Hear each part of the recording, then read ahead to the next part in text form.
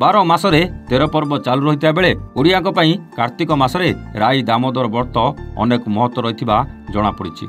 द्वापर जुगरे गोपी माने महादेव को पूजा करी कृष्ण को निजर कर पारिथिले आउ आजीवन कृष्ण प्रेम मजी रही सुख लाभ करथिले। एही परंपरा आज मध्य हिंदू समाज को प्रभावित करिछि।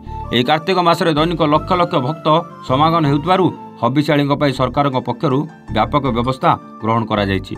मंगलवार अपराह्न वृंदावती निवास परिसर में हबिशाळी शिविर को आईन मंत्री पृथ्वीराज हरिचंदन समस्त हबिशाळी को किट प्रदान करथिले। एही किट रे राई दामोदर व्रतर बही शाढ़ी चादर और कम्बल सह जपामाड़ी रही।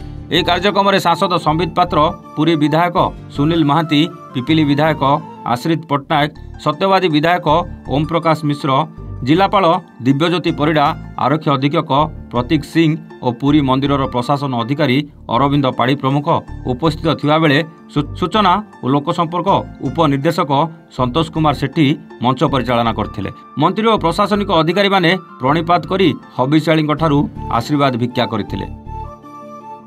ब्यूरो इनपुट सह अक्षय नंदक रिपोर्ट, एवान ओडिशा।